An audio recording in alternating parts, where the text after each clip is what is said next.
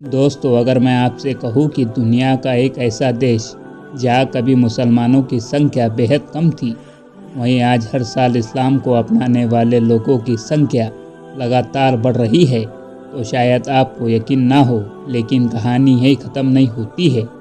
एक तरफ जापान की जन्म दर लगातार गिर रही है, लोग शादी करने से बच रहे हैं और आबादी तेज़ी से बूढ़ी हो रही है। दूसरी तरफ देश में मुस्लिम समुदाय पहले से कहीं ज़्यादा दिखाई देने लगा है। तो क्या सच में जापान बदल रहा है?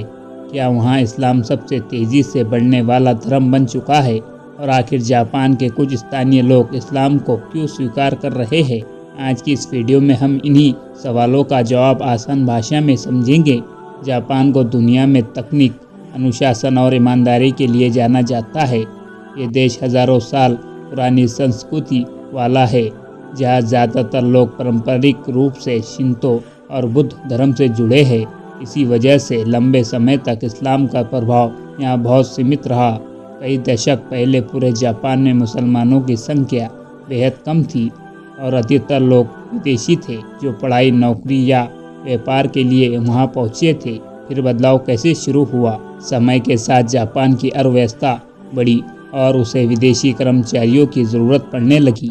इंडोनेशिया, मलेशिया, पाकिस्तान, बांग्लादेश और भारत के कई दूसरे देशों से लोग जापान आने लगे। इन लोगों के साथ उनकी संस्कृति और उनका धर्म भी वहाँ पहुँचा। धीरे धीरे मस्जिदों की संख्या बढ़ने लगी, हलाल खाने की दुकानें खुलने लगी और कई शहरों में मुस्लिम समुदाय दिखाई देने लगा। यही सबसे दिलचस्प सवाल है। पहले माना जाता था कि मुस्लिम आबादी सिर्फ विदेश से आने वाले लोगों की वजह से बढ़ रही है, लेकिन पिछले कुछ वर्षों में कुछ जापानी नागरिक भी इस्लाम अपनाने लगे। हालांकि उनकी संख्या पूरे जापान देश की आबादी के मुकाबले अभी भी काफ़ी कम है, लेकिन इस बदलाव से लोगों का ध्यान ज़रूर खींचा। हर व्यक्ति की अपनी अलग अलग कहानी होती है। कुछ लोग मुस्लिम देशों में पढ़ाई या नौकरी के दौरान इस्लाम के करीब आते हैं। कुछ लोग मुस्लिम जीवन साथी से शादी के बाद इस धर्म को अपनाते हैं। कुछ लोग इस्लाम की शिक्षाओं के बारे में पढ़ते हैं और अपनी व्यक्तिगत आस्था के आधार पर ही फैसला लेते हैं। यानी कोई एक कारण नहीं है, हर इंसान का सफ़र अलग अलग होता है। क्या जापान में मस्जिदें बढ़ रही है? जैसे जैसे मुस्लिम आबादी बढ़ी, वैसे वैसे धार्मिक सुविधाओं की ज़रूरत भी बढ़ी।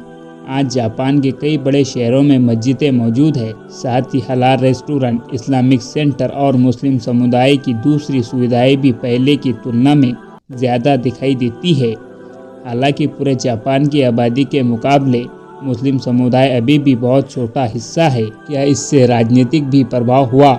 कुछ वर्षों में जापान के अंदर इमिग्रेशन और जनसंख्या को लेकर बहस ज़रूर तेज हुई है। कुछ राजनीतिक समूहों का मानना है कि विदेशी आबादी बढ़ने से देश की पहचान बदल सकती है। वहीं दूसरी तरफ कई लोग कहते हैं कि जापान को अपनी घटती आबादी और कामगारों की कमी को पूरा करने के लिए विदेशी लोगों की ज़रूरत पड़ेगी। यही बहस सिर्फ धर्म की नहीं, बल्कि भविष्य की अर्थव्यवस्था और समाज की भी है। असल में जापान की सबसे बड़ी समस्या इस्लाम नहीं, बल्कि घटती आबादी है। हर साल वहाँ जन्म लेने वाले बच्चों की संख्या कम होती जा रही है। लाखों लोग शादी नहीं करना चाहते, कई युवा अकेले रहना पसंद करते हैं। इसी वजह से देश में बुजुर्गों की संख्या लगातार बढ़ रही है।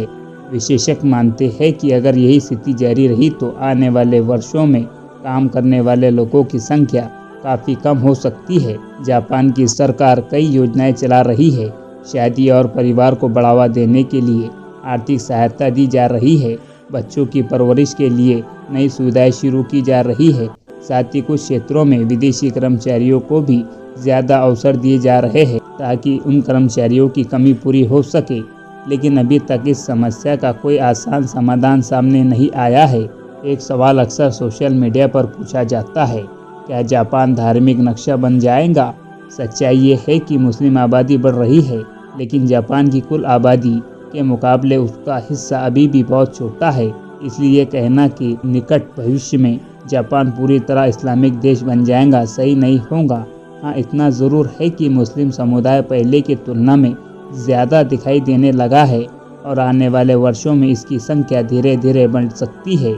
जापान इस समय दो बड़े बदलावों से गुजर रहा है। एक तरफ उसकी आबादी घट रही है और समाज तेज़ी से बूढ़ा हो रहा है, दूसरी तरफ विदेशी समुदायों की मौजूदगी बढ़ रही है, जिसमें मुस्लिम समुदाय भी शामिल है। कुछ जापानी नागरिक भी व्यक्तिगत कारणों से इस्लाम अपना रहे हैं, लेकिन अभी ये संख्या कुल आबादी की तुलना में सीमित है। यानी जापान बदल ज़रूर रहा है, लेकिन उस बदलाव को समझने के लिए सोशल मीडिया की अफवाहों से ज़्यादा ज़रूरी है तथ्यों को देखना। अगर आपको ऐसी ही रिसर्चर आधारित और दिलचस्प वीडियो पसंद आती है तो वीडियो को लाइक करें, चैनल को सब्सक्राइब करें और कमेंट करके ज़रूर बताएं कि अगली वीडियो आप किस देश के भविष्य पर देखना चाहते हैं। मिलते हैं अगली वीडियो में।